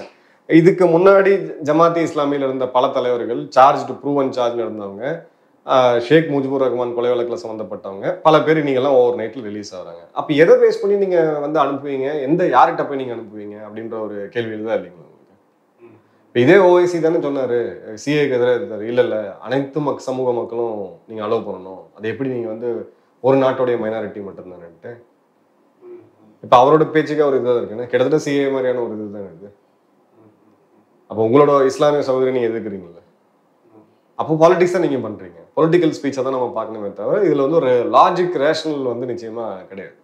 இல்லைன்னா அப்போ அவங்கள வச்சு இந்தியா வந்து வேற எதுவும் நமக்கு வேற எதுவும் திட்டம் இருக்கா அப்படிங்கிற ஒரு கேள்வி இருக்கு. ஏன்னா இப்போ அவங்க வந்து ஃபர்ஸ்ட் அவங்க மகன் வந்து வி ஆர் டன் அப்படின்னு வந்து அறிக்கை விட்டாரு. ஆனா அதுக்கப்புறம் வந்து ஷேக் ஹசீனா எனக்கு ஜஸ்டிஸ் வேணும், அப்புறம் அவங்க லெட்டர் வந்து லீக் ஆச்சு, அதில் அமெரிக்கா குற்றம் சாட்டி இருந்தது. அப்புறம் திருப்பி வந்து எங்கள் அம்மா போவாங்கன்னு சொல்லிட்டு அவங்க அறிவிக்கிறாரு. ஸோ ஷேக் ஹசீனா வைத்து நமக்கு எதுவும் இந்தியாவுக்கு எதுவும் பிளான் இருக்கா? இல்லை, இப்போ நான் என்ன சொல்றேன்னா, இப்போதைக்கு நம்ம பேசணும், டீட்டெயிலாக பேசணும். இதை பற்றி கம்ப்ளீட்டாக கேஸாக இருக்கு. நாளைக்கு இந்த அரசியல் எப்படி மாறும் அப்படின்னு சொல்ல முடியாது. உதாரணத்துக்கு ஐரோப்பாவில் உக்ரைன் ரஷ்யா போர் வந்தபோது நீங்க பார்த்துருப்பீங்க, I support Ukraine, I stand with Ukraine சொல்லி மொத்த ஐரோப்பா இங்க இருக்கக்கூடிய பல பேரே வந்து ஐ ஸ்டாண்ட் வித் உக்ரைன் எங்க மேப்ல இருக்குன்னு கூட தெரியாது, ஆனா போட்டுட்டு இருந்தாங்க. எல்லாரும் அந்த போட்டோ ஃபேஸ்புக்ல எல்லாம் போட்டுட்டு இருந்தாங்க. ஒரு வின்டர் முடியுது, ரஷ்யால இருந்து மின்சாரம் தேவைக்கான கேஸ் எரிவாயு வரல, மின்சார கட்டணம் 40 மடங்கு உயருது, இன்ஃப்ளேஷன் அதிகமாகுது. அடுத்த வருஷம் இருந்துச்சா 2023ல இல்லை. இப்போ 2024 எவ்வளோ ஆதரவு இருக்குன்னு எடுத்து பார்த்தீங்கன்னா அப்படியே ஒரு 50% மேலே அது குறைஞ்சு போச்சு. ஏன்னா மனுஷனுக்கு உண்ண உணவு, உடுக்க உடை, படுக்க இடம், கரெக்டுங்களா? இதுதான் பேஸு. இப்போ அங்க போராட்டம் செய்றீங்க, எல்லாம் செய்றீங்க, நாளைக்கு உங்களுக்கு போய் வீட்டு நடத்தாகணும்ல, உங்க வீட்டை செலவை நீங்க பார்த்தாகணும்ல. அப்போ எல்லாருமே அரசியல்வாதிகள் கிடையாதுல்ல சொத்து சேர்த்து வைக்கிறதுக்கு. இப்போ அவங்க அன்றாட வாழ்க்கைக்கு வரும்போது இவங்க ரியாலிட்டியை இப்போ ஃபேஸ் பண்ணுவாங்க. இப்போ ரியாலிட்டியை ஃபேஸ் பண்ணும்போது இது அடிப்படை தேவையா இல்லை புரட்சியா அப்படின்னா நீங்க எதை சூஸ் பண்ணுவீங்க? அடிப்படை தேவைதான். அப்போ இந்த அடிப்படை தேவையை கொடுத்தது யாரு? இந்த ஏழ்மையான நாட்டை 4 கோடி பேரை வறுமை கோட்டுகள் வந்து மேலே எடுத்துட்டு வந்து இந்தியாவுடைய அதிகமா வளரக்கூடிய ஒரு பொருளாதாரமா மாற்றினது, பிளஸ் அந்த பெர் கேபிட்டா இன்கம் இந்தியாவோட அவங்களுக்கு அதிகம். சரிங்களா? இதெல்லாம் கொண்டு வந்தது அந்த அம்மா தான். ரெண்டாவது, இந்தியாவையும் சைனாவையும் ரொம்ப அழகா பேலன்ஸ் பண்ணி ஒரு ஃபாரின் பாலிசியை கொண்டு போனதும் அந்த அம்மா தான். இந்தியாட்ட கேட்டிங்கன்னா பொலிட்டிக்கல் சர்க்கிள்னா நம்ம நல்ல பெஸ்ட் ஃப்ரெண்டு பங்களாதேஷ் அப்படின்வாங்க. அதே நீங்கள் சைனாட்ட கேட்டிங்கனாலும் இலங்கையெல்லாம் ஒன்றுமே கிடையாது, பங்களாதேஷ் நல்ல பெஸ்ட் ஃப்ரெண்டுன்னுவாங்க. ஸோ அவங்க எப்படி ஆட்சி நடத்தினாங்க, அதில் இருக்கக்கூடிய குறைகள், அவங்களுடைய சர்வாதிகாரிய போக்கு, அவங்களுடைய எலெக்ஷன் நடத்தின விதம், இதெல்லாம் ஒரு சைடு நீங்க வச்சீங்கன்னாலும் அகைன் நான் இந்திரா காந்தி அவரோட எக்ஸாம்பிள் தான் எடுப்பேன். அவரை நீங்க எமர்ஜென்சிக்கு அப்புறம் தோக்கடிச்சிட்டீங்க, அதுக்கப்புறம் ஒரு அரசாங்கம் ஃபார்ம் ஆச்சு. எத்தனை நாள் போச்சு இந்த அரசாங்கம்? 2 வருஷம். திரும்ப இவங்க ஒரு ஃபுல் மெஜாரிட்டியோட வராங்க. எப்படி அன்னைக்கு வெறுக்கப்பட்ட, அன்னைக்கு எழுதின கட்டுரையெல்லாம் நீங்க பாத்தீங்கன்னா தெரியும், இந்திரா காந்தி அவர்களை பத்தி பேசினது. அதே மக்கள், அதே அன்னைக்கு இருந்த ஒரு 80-70 கோடி பாப்புலேஷன்ல எப்படி வந்து அன்னைக்கு மாறி அவங்களுக்கு ஒரு முழு மெஜாரிட்டியோட வராங்க அப்படின்றத பாருங்க. ஸோ இந்த இடத்துல அந்த ஐடென்டிட்டி தேவை. இன்னைக்கு அந்த ஐடென்டிட்டியை நீங்க எப்படி வேணா மாத்திக்கங்க. இன்னைக்கு வந்து அவங்க வந்து ஒரு சர்வாதிகாரி, பேய், பிசாசு, நீங்க என்ன வேணா போட்டுக்கங்க. பட் அந்த இடத்துல அவங்களுடைய ரோல் இன்னும் இருக்கு. She is not written off. அங்க எப்படி மாறும் அப்படின்னு நம்ம சொல்ல முடியாது. இப்ப இருக்கக்கூடிய ட்ரெண்ட்ல யூசுப் அவர்களால அமெரிக்காவுடைய நிதி உதவியை கொஞ்சம் எடுத்துட்டு வர முடியும், IMF-ஓட நிதி உதவி எடுத்துட்டு வர முடியும், பிரிட்டன்ல இருந்து கொஞ்சம் கொஞ்சம் வாங்க முடியும். அந்த நிதி உதவி எல்லாமே கம்ஸ் வித் ஃபைன் பிரிண்ட்ஸ். எதுவுமே இலவசம்லாம் கிடையாது.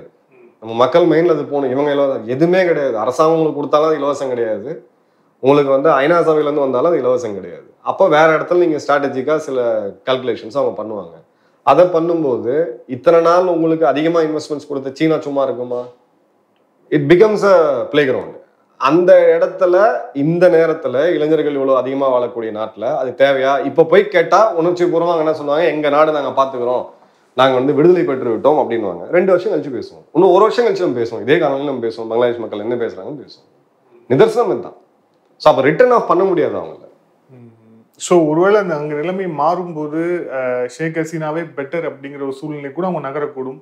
மேபி கம்பேக் ஹசீனான்னு கூட போடக்கூடிய ஒரு நிலைமை கூட வரலாம். நிச்சயமா நீங்க ராஜபக்சே தேர்தலில் போட்டியிட போறாருல, அன்னைக்கு எல்லாம் என்ன சொன்னாங்க, அவ்வளவுதான் நீ ராஜபக்சே தான் முடிஞ்சது இது பண்ணாங்கன்னு சொல்லி இப்போ இதே மாதிரியான ஒரு சூழ்நிலை தான் அங்கே அமெரிக்கா இதுல இலங்கையில பார்த்தோம். அதே அதிபர் மாளிகை, அதே மக்கள், அதே மாணவர்கள், அதே போராட்டம், அதே கோஷம், புரட்சி, 2ஆம் விடுதலை, 3ஆம் விடுதலை எல்லாம் பேசி கடைசியில் என்னாச்சு, 6 மாசத்துல ராஜபக்சே திரும்ப வர்றாரு. இப்போ திரும்ப ஒரு தேர்தலில் போட்டியிட போறாரு. ஜெயிக்க கூட செய்யலாம், யாரும் தெரியாது. ஸோ இதெல்லாம் டெம்பரரியா பார்த்துட்டு நீங்க இந்த உணர்ச்சி பூர்வமாக பார்க்காம கொஞ்சம் சிந்தனையோட பகுத்தறிவோட பார்த்தீங்கன்னா இதெல்லாம் ரிப்பீட்டட் இன்சிடென்ட்ஸ் தான். இது ஒரு மேஜர் செட்பேக்னு நான் சொல்லுவேன். செட்பேக்ன்றத விட ஒரு மேஜர் செட்பேக். இந்த நேர்காணல் இறுதியான கேள்வி, அமெரிக்கா பற்றி நம்ம ஏற்கனவே பேசணும். அவங்க வந்து இந்த சென்ட் மார்டின்ஸ் ஐலாண்ட் அவங்களுடைய குடியில இருக்கு உள்ளிட்ட விஷயங்கள் இருந்தாலும் கூட வெறும் அந்த ஒரு ஐலாண்டுக்காக தான் இந்த விஷயத்த அவங்க பண்ணாங்களா அப்படிங்கிற ஒரு கேள்வி இருக்கு. இதுல வந்து அமெரிக்கா இன்ட்ரெஸ்ட் அந்த ஐலாண்டு அப்புறம் சைனா இதை தாண்டி இந்தியா சென்ட்ரிக்கா இருக்க எதுவும் வாய்ப்பு இருக்காதுல்ல? இந்த ஐலாண்டுன்றது ஜஸ்ட் ஒரு ஒரு ஒரு எக்ஸ்கியூஸ்னு வச்சுக்கலாம். One of the part. அது ஏன் அவங்க ஐலாண்டை கேட்டாங்க, நம்மகிட்டையும் கேட்டிருக்காங்க, அந்தமான் கேட்டிருக்காங்க, இன்னும் இல்லை 50 வருஷமா கேட்டுட்டு தான் இருக்கிறாங்க. நம்மளுடைய வீக்கஸ்ட் கவர்மெண்ட் இருந்துச்சு ஒரு காலத்துல, சிரமே இல்லாமல் காங்கிரஸும் இல்லாமல் பிஜேபி இல்லாமல் 3 அரசுகள் நம்ம பார்த்தோம். அன்னைக்கும் நம்மகிட்ட கேட்டிருக்காங்க. பட் நம்மளோட தலைவர்கள் என்ன நம்ம விமர்சனம் வச்சாலும் அதுக்கு ஈல்டு பண்ணல, கொடுக்கல. லே லடாக்ல இப்போ அவங்க கேட்குறாங்க, உத்தராகண்ட்ல எங்களுக்கு மிலிட்ரி பேஸ்ன்னு கேட்குறாங்க. இந்தியா அசரவே இல்லை. இந்த இடத்துல மிலிட்ரி பேஸ் அப்படின்றது அவங்களுக்கு தேவையா அப்படின்னா தேவை, சீனாவை கண்ட்ரோல் பண்றதுக்குன்ட்டு. பட் லார்ஜர் பிக்சர் யாருமே அதை பேச மாட்டேன்றாங்க. லார்ஜர் பிக்சர் என்ன அப்படின்னு பார்த்தீங்கன்னா, அந்த போர்ட் இருக்கக்கூடிய சிட்டகாங் இருக்கக்கூடிய இடம், சென்ட் மார்டின் ஐலாண்டு, அது சுற்றி இருக்கக்கூடிய பகுதிகள் எக்ஸ்க்ளூசிவ் எக்கனாமிக் ஜோன் வாங்க. இது ஒரு மிகப்பெரிய இயற்கை எரிவாயுவோட புதையல். அந்த புதையல் இருக்கிறதா கண்டுபிடிச்சிட்டாங்க. சைனா தான் ஆராய்ச்சி பண்ணது. சைனாவோட ஒரு நிறுவனத்துக்கு வந்து இது பண்ணாங்க. பிரிட்டிஷோடைய நிறுவனம் வந்து அதுக்கு போட்டி போட்டாங்க. அது ஃபர்ஸ்ட் மெயின். இது அமெரிக்காவை பொறுத்த வரைக்கும் அமெரிக்காவை விட்டுருங்க, உலகத்துல யார் எரிபொருளை கண்ட்ரோல் பண்றாங்களோ அவங்க வந்து இருக்காங்க. நீங்க ரஷ்யாவை நீங்க என்ன பண்ணினாலும் ரஷ்யா எதுவுமே பண்ண முடியாது. ஏன்னா ரஷ்யாட்ட தேவைக்கு அதிகமா இயற்கை எரிவாயு இருக்கு. இந்தியாவில் 87% நம்ம இம்போர்ட் பண்ணிக்கிட்டு இருக்கோம். சைனால 85% வெளிநாட்டை நம்பி இருக்கிறாங்க. ஸோ நம்ம 2 நாடுமே ஒரு ஒற்றுமை இருக்கு. ஸோ அந்த கேஸ், ஆயில் அண்ட் கேஸ் அப்படின்றது உங்களுடைய அமெரிக்காவோட கடந்த கால வரலாறு பார்த்தீங்கன்னா தெரியும் உங்களுக்கு, அவங்க என்னென்னலாம் பண்ணியிருக்கிறாங்க அப்படின்ட்டு. அது ஒரு ரீசன். 3வது மிக முக்கியமான ரீசன் என்ன அப்படின்னு பார்த்தீங்கன்னா, இதை பற்றி நம்ம சேனலில் கூட ஒரு காணொலி போட்டிருந்தோம். இந்தியாவுடைய வளர்ச்சி 7.7 to 8% வளருது அப்படின்னா, பவர் ஆஃப் காம்பவுண்டிங் அப்படின்னு எடுத்து பார்த்தீங்கன்னா 5 வருடத்துக்கு ஒரு முறை பொருளாதாரம் ரெட்டிப்பாகும். இப்போ ஒரு $4 பில்லியன் கிட்ட நம்ம இருக்கும். ஸோ 8, 16, 32, ஒரு 32 இருந்து அப்படி டபுள் ஆகி 64. இந்த 24 வருடத்துக்குள்ள 1950க்குள்ள.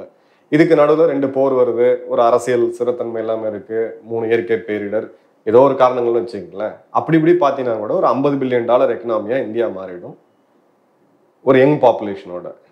அங்கிருந்து நம்ம அமெரிக்காவை டச் பண்றது அப்படின்றது 20 வருஷத்துக்குள்ள நடந்துடும். அமெரிக்கா சீனாவோட்ட பண்ண தப்ப எல்லா உற்பத்தியும் கொண்டு போய் அவங்களை கொடுத்து இன்னைக்கு ஒரு பெரிய நாடா உருவாகினதுக்கு அமெரிக்கா ஒரு பெரிய ஒரு காரணமா இருக்கு. அந்த தப்பை இந்தியா கிட்ட பண்ணக்கூடாது அப்படின்னு பாக்குறாங்க. இது தொலைநோக்கு பார்வையா. நெக்ஸ்ட் சேலஞ்சர், இமீடியட் சேலஞ்சர் அப்படின்றது அவங்க சைனா தான். நெக்ஸ்ட் சேலஞ்சர் அப்படின்றது இந்தியா வந்துடும். இந்தியாவுடைய வளர்ச்சி 3 to 4% தான் இருக்கணும். இந்த 3 to 4 வச்சிருந்தாங்கன்னா அவங்க 2 to 3% தான் க்ரோ ஆகிட்டு இருக்காங்க. ஸோ அவன் ஒரு பெரிய எக்கனாமி, நாம வந்து 5வது இங்க இருக்கிறோம். நம்மளோட ஒரு 15, 12, 13 மடங்கு பெரிய எக்கனாமி அது. அவங்க 2 to 3 க்ரோ ஆனா அவங்க ஸ்டேபிளா அங்கேயே நின்றுக்கலாம். நம்மளை அடக்கி 7ல இருந்து ஒரு 3-4க்கு கொண்டு வந்துட்டாங்க அப்படின்னா இந்த கேப் அப்படியே இருந்துகிட்டே போயிட்டே இருக்கும். இந்தியாவால அவங்களுக்கு வந்து ஒரு பெரிய ஒரு எக்கனாமிக் த்ரெட்டு கிடையாது. அந்த பாயிண்ட்ல தான் இன்னைக்கு நீங்க பாக்குற பங்களாதேஷா இருக்கட்டும் சரி, இலங்கையில அவங்களுடைய இன்டர்ஃபரன்ஸா இருக்கட்டும் சரி, அவங்க மிலிட்ரி பேஸ் சைனாவை காரணம் காமிக்கிறாங்க. பட் அவங்க சுத்தி இந்தியாவை நண்பர்கள் தான், நம்ம நீங்களும் நானும் நண்பர்கள் தான். ஆனா நீங்க எனக்கு போட்டியா வருவீங்க, உங்க நிறுவனத்துல பாத்திருப்பீங்க, எத்தனை நிறுவனத்துல பாத்திருப்பீங்க, நண்பர்களாம் வெளியே டீ குடிச்சிட்டு இருப்போம், உள்ளுக்குள்ள இருக்கும் இவன் தாண்டி நம்ம வந்துருவானா, நமக்கு வந்து இருக்கு. அரசியல பார்த்துருப்பீங்க நீங்க இந்த கதையெல்லாம். ஸோ அந்த காரணம் தான் மெயின் காரணம். இந்தியாவுடைய பொருளாதாரத்தை நம்ம நீ மார்த்தட்டக்கூடிய 7%க்கு மேல அதை 4% 3.5% கொண்டு வரதுக்கு என்னென்னலாம் செய்ய முடியுமோ அமெரிக்கா நிச்சயமா அதை செய்யும். இது பிஜேபி இருந்தாலும் சரி, காங்கிரஸ் இருந்தாலும் சரி, அவங்களுக்கு இந்த குரோத்ல முக்கியமான விஷயம் நல்லா கவனிங்க. ஒரு ஆட்சி மாற்றத்தை அவங்க எதிர்பார்க்கிறாங்க இந்தியாவில். அதற்கான வேலைகள் உங்களுக்கு தெளிவா தெரியுது. இப்ப ஹிண்டன்பர்க் ரிப்போர்ட் எதுக்கு அந்த பர்டிகுலரா ஸ்டாக் மார்க்கெட், அடுத்த ஹிண்டன்பர்க் ரிப்போர்ட் வந்து சுப்ரீம் கோர்ட்ல இருக்கக்கூடிய நீதிபதிகளை பத்தி வரும்னு சொல்லி ஒரு தகவல் வருது. சோ அவங்க என்ன பண்றாங்க, டெம்ப்ளேட் பாருங்க. ஸ்டாக் மார்க்கெட்டோடைய ரெகுலேட்டர் யாரை நம்பி மக்கள் போய் நீங்க ட்ரேட் பண்ணிட்டு இருக்காங்க? செபி. ஸோ செபியோட சேர்மன் மேல ஒரு நம்பிக்கை இல்லாம ஒரு ப்ராபகண்டா பண்ணி ஒரு இது கொண்டு வருது. அடுத்தது ஜுடிஷியரி, நீதிமன்றங்கள் மேல நீதிபதிகள் மேல ஒரு இது கொண்டு வருது. அரசு, உங்களுடைய என்ஃபோர்ஸ்மெண்ட் ஏஜென்சிஸ், சிபிஐ, இடி, இந்த மாதிரியான இது அவங்க ஏற்கனவே அரசியல் அதிகமா இது பண்ணி தான் இருக்காங்க. இப்படி பண்ணும்போது உங்களுக்கு ஒரு கம்ப்ளீட்டா ஒரு மக்களுக்கு எதாவது நம்புறது அப்படின்ற மாதிரியான ஒரு இது வரும். ஸோ அந்த ஜனநாயக விளிம்பியங்கள் மீது இருக்க மக்கள் மீது இருக்கக்கூடிய நம்பிக்கையை உடைக்கணும். அவங்க வந்து இந்தியாவை கொலாப்ஸ் பண்ணணும்னு பார்க்கல. ஏன்னா இந்தியா கொலாப்ஸ் ஆச்சு, ஒரு மிகப்பெரிய ஜனநாயக நாடு கொலாப்ஸ் ஆச்சு அப்படின்னா அதை சைனா வேற மாதிரி பயன்படுத்திடுவாங்க. ஸோ அது அவங்களுடைய எய்ம் கிடையாது. அவங்களோட எய்ம் இந்தியாவோட வளர்ச்சின்றது 3-4% கீழே இருக்கணும் அப்படின்னு சொல்லிட்டு. அதே சமயம் இப்ப நம்ம அமெரிக்காவை எதிர்த்து நம்மளால ஏதாவது செய்ய முடியுமானா முடியாது. ஆனா 10 வருடம் கழிச்சு செய்ய முடியுமானா முடியும். ஏன்னா நம்ம எக்கனாமி இன்டர்வெயின் ஆகிடும். அதுக்கு மேல நீங்க இழுத்தீங்க அப்படின்னா என் சதையும் பிஞ்சிரும், உங்க சதையும் பிஞ்சிரும். ஸோ அந்த பெயின் இன்னைக்கு அவங்ககிட்ட சைனாட்ட இருக்கு. தலையில நின்று தண்ணி விடுக்கிறாங்க அவங்க. சைனாவை விட்டு பிரேக் பண்ண முடியல. அவங்க வீக் பண்றாங்க, சைனாவை வீக் பண்றாங்க. சைனாட்ட அவ்வளோ பெரிய ஒரு பொருளாதாரம் இன்னைக்கு இருக்கிறதுனால சைனாவுடைய பிரச்சனை உள்நாட்டு பிரச்சனைகள் தான், வெளியில அவங்களுக்கு ஆக்சுவலா எந்த திட்டமே கிடையாது. ஸோ அந்த பாயிண்ட்ல தான் நம்மளை பார்த்துட்டு இருக்காங்க. அதுக்கு அவங்களுடைய இன்னொரு இது, அதாவது இதற்கான ஒரு புக் இருக்கு, நான் உங்களுக்கு அதை அனுப்பிச்சுடுறேன், நீங்க நேயர்களுக்கு காமிங்க. இது ஏதோ ஒரு ஃபிக்ஷனலா பேசுற மாதிரி தெரியும். அவங்களுக்கு ஏற்கனவே டெம்ப்ளேட் இருக்கு, என்னென்ன பண்ணணும் அப்படின்றது இருக்கு. தேவைப்பட்டா இது இந்தியாவுடைய வளர்ச்சி அதிகமா போய் ஒரு பெரிய ஒரு இதை ஏற்படுத்தும், ஒரு பெரிய தாக்கத்தை ஏற்படுத்தும், அமெரிக்காவை நோக்கி வரும் அப்படின்றது அந்த மாதிரி வந்துச்சு அப்படின்ற பட்சத்துல இந்தியாவை 2 ஆக்கிறதுக்கும் 2 நாடுகளா உருவாக்கி எப்படி East Germany, West Germany, North Korea, South Korea இந்த மாதிரியான நாடுகள் உருவாச்சோ அந்த மாதிரியான ஆப்ஷன்ஸையும் அவங்க பார்ப்பாங்க. ஸோ இதுல அவங்கள பொறுத்த வரைக்கும் அவங்களுடைய டாக்டரைன்ல அவங்க தெளிவா இருக்கிறாங்க. இந்தியா பேசுறது மல்டிபோலார் வேர்ல்டு, சைனா பேசுறதும் மல்டிபோலார் வேர்ல்டு. பல சக்திகள் இருக்கணும், ஒரு சக்திகள் உலகம் இயங்கக்கூடாதுப்பா இப்போ போதும் அப்படின்றது தான் இந்தியாவோட கொள்கை, ரஷ்யாவோட கொள்கை. பல நாடுகள் இன்னைக்கு அதான் சொல்லிட்டு இருக்கோம். சைனாவை தான் சொல்றாங்க. நம்ம சொல்றதுக்கும் சைனா சொல்றதுக்கும் என்னன்னா, சைனால வந்து 2 சக்திகள் இருக்கலாம். ஆசியா நானு, ஆசியாவுக்கு இந்த பக்கம் உள்ள நீ அங்க ரூல் பண்ணிக்க, நான் ரூல் பண்ணிக்கிறேன், இங்க இதுதான் அப்படின்றது சைனாவுடைய வே ஆஃப் இது. அவங்க எப்படி இது பண்றாங்கன்ட்டு. அமெரிக்காவை பொறுத்த வரைக்கும் நாங்க இருக்கிறதுனால தான் உலகம் அமைதியா இருக்கு. நாங்க தான் ராஜாக்கள், நாங்க தான் இந்த உலகத்தை ஆளுவோம், நாங்க சொல்றதுதான் ஜனநாயகம். உங்க ஜனநாயகத்தை யார் ரைட் பண்றா? உங்களோட பத்திரிகை சுதந்திரத்தை யார் ரைட் பண்றா? இந்தியா ஜனநாயக நாடா இல்லையான்றது யார் முடிவு பண்றா? அவங்களோட ஏஜென்சி ஒன்று முடிவு பண்ணுது. உங்களுடைய பொருளாதாரம் எந்த இதுல வருது, S&P ரேட்டிங், மூடி ரேட்டிங் அவங்க முடிவு பண்றாங்க. உங்களுடைய ரிலீஜியஸ் ஃப்ரீடம் எந்த மாதிரி இருக்கு அவங்க முடிவு பண்றாங்க. இந்த மாதிரியான இது கண்ட்ரோல் அவங்க வச்சுக்கிட்டு இருக்காங்க. ஸோ அமெரிக்காவை பொறுத்த வரைக்கும் இந்த கேம்ல இந்தியாவை 30 வருஷம் கழிச்சு பாக்குறாங்க. 30 வருஷம் கழிச்சு இது பெரிய சக்தியா வளர்ந்துருச்சு, அதுவும் ஜனநாயக சக்தியா வந்துருச்சு. சைனாவை என்ன சொல்றாங்க, கம்யூனிஸ்ட் அரசாங்கம். பைடனே சொன்னாரு இஸ் அ டிக்டேட்டர் அப்படின்னாரு. இங்க அரசு தேர்ந்தெடுக்கப்பட்டுதான், மக்களால் தேர்ந்தெடுக்கப்பட்ட அரசு தான் வருது. அப்போ இந்தியாவை கண்ட்ரோல் பண்றது அவங்களுக்கு வந்து ஒரு பெரிய ஒரு லாங் டேர்ம் பிளானா இருக்கு. இப்போ இந்த ப்ரொபல்ஷன் அவங்க இந்தியா ஒரு கோல்டன் பீரியட்ல நம்ம போயிட்டு இருக்கோம். அடுத்த 10 வருஷம் கழிச்சு இதோடைய தாக்கம் இன்னும் கம்மியாகும், அமெரிக்காவோட தாக்கம் கம்மியாகும். இன்னும் 2040 பார்த்தீங்கன்னா கணிசமான அளவு கம்மியாகும். இந்த 15 வருடம் நாம் எப்படி போகிறோம் அப்படின்றத பொறுத்து தான் நம்மளுடைய ஃபியூச்சர் இருக்கு. அந்த கோல்டன் ஏரா அப்படின்னு சொல்லி பிரதமர் இன்டைரக்டாக சொல்றது இதை தான் அவர் சொல்றாரு. ஏன்னா அவங்களுடைய கால்குலேஷன்ஸை நீங்கள் நல்லா கவனிச்சிங்கன்னா, ஒரு எக்ஸாம்பிள் கொஞ்சம் கேள்வி பதில் நீளமாக இருந்தாலும் இதில் ஒரு முக்கியமான இது இருக்கு. அக்னி 5 மிசைலை நம்ம சோதிச்சோம். அதை சோதிக்கும் போது 5500 கிலோமீட்டர் போவோம் அப்படின்றது உண்மையான ரேஞ்சு 7500 சொல்லி சைனாவே சொல்றாங்க. இவங்க அண்டர் ரேட் பண்றாங்க, இந்தியா மேல ஆக்ஷன் எடுக்கணும் அப்படின்னு சொல்லிட்டு. அப்போ கிட்டத்தட்ட ஐரோப்பாவோட முக்கால்வாசி ஏரியா கவர் ஆயிடுச்சு. அக்னி 6 எங்க போகும்? உங்களோட ரேஞ்சு யூஎஸ் வந்துடும். சரிங்களா? அந்த இடத்துல இந்தியாவோடைய இஸ்ரோவோடைய சாதனைகளுக்கெல்லாம் கமெண்ட் பண்ண அமெரிக்கா இங்க சைலண்டா இருக்கிறாங்க, ரசிக்கல. அது நம்மளுடைய சில டெக்னாலஜிக்கல் டெவலப்மெண்ட்டை நிச்சயமா அவங்க ரசிக்கவே இல்லை. ஏன்னா அவங்கள சேலஞ்ச் பண்ணக்கூடிய ஒரு இது இருக்குது. ஸோ இந்தியாவை எக்கனாமிக்கல் சூப்பர் பவராக வரக்கூடாது. மிலிட்ரி வைஸா இந்தியா என்னைக்குமே அமெரிக்கா போய் கம்பீட் பண்ணதான் அவங்களுக்கும் தெரியும். சைனாவும் பண்ண முடியாதுன்றது அவங்களுக்கு தெரியும். ரெண்டுமே எக்கனாமிக்கலா அவங்க பாக்குறாங்க. எக்கனாமிக்கலா நம்மளோட பெரிய ஆளா வந்துடக்கூடாது, பணம் அப்படின்றது நம்ம கிட்ட தான் இருக்கணும்னு சொல்லிட்டு கடந்த ஒரு வருடத்துல இந்தியா செஞ்ச நடவடிக்கைகள்லாம் பாருங்க.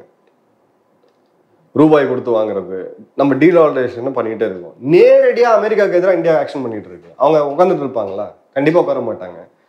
முத்தாய்ப்பா நீங்க பிரதமர் மோடி அவர்கள் ரஷ்யாவுடைய அந்த பயணம் நிச்சயமா அவங்க ரசிக்கல. அவங்களுடைய தூதர் எரிக் அவர்கள் ஓப்பனாவே பேசினாரு, அமெரிக்காவும் இந்தியாவும் நட்பா இருக்கிறாங்க, இந்த அளவுக்கு ஆழமான நட்பெல்லாம் கிடையாது, உங்களுக்கு பல இடங்கள்ல பிரச்சனைகள் இருக்கு, உள்ளேயும் பிரச்சனை இருக்கு, பார்த்து இருந்துக்குங்க. இதோட வேற என்ன வேணும்? எந்த ஒரு வெளித்துறை அப்படி பேசுவாங்களா? ஸோ அமெரிக்கா நமக்கு நண்பன் தான். அமெரிக்காவை சைனாவை கண்ட்ரோல் பண்ணுன்ற போது அமெரிக்காவுக்கு இந்தியா இல்லாம அதை பண்ண முடியாது, அது அவங்களுக்குமே தெரியும். ஆனா எப்படி சைனாவை வளர்த்து விட்டாங்களோ, ரஷ்யாவை கவுண்டர் பண்றதுக்கு, சோவியத்தை கவுண்டர் பண்றது தான் அவங்க அமெரிக்கா மொத்தத்தையும் கொண்டு போய் அங்க போட்டு, மக்கள் தொகை இருக்குப்பா நீங்க ஃபேக்டரி ஆரம்பிங்கன்னு சொல்லி எல்லாமே ஆரம்பிச்சு விட்டு காசு கொடுத்து ஆல்மோஸ்ட் 2020 வரைக்கும் காசு கொடுத்துட்டு இருந்தது அமெரிக்கா தான். அந்த தப்பை இந்தியாட்ட அவங்க பண்ண விரும்பல. இந்தியாவுடைய வளர்ச்சி அப்படின்றது இந்த ரேஞ்சில் தான் இருக்கணும் அப்படின்னு பார்த்தாங்க. அந்த சிந்தனையிலேருந்து வர ரகுராம் ராஜனே அவர்கள் என்ன சொல்றாருன்னா, 7-8 ரொம்ப டேஞ்சரஸ், ஹிந்து ரேட் ஆஃப் க்ரோத்னு அவங்க சொல்லுவாங்க, 2% 3% தான் இந்தியா இருக்கணும் அப்படின்றது. இதுதான் மெயின். நன்றி சார். பலர்கள் thank you sir. Thank you so much. நன்றி. ஜெயன்.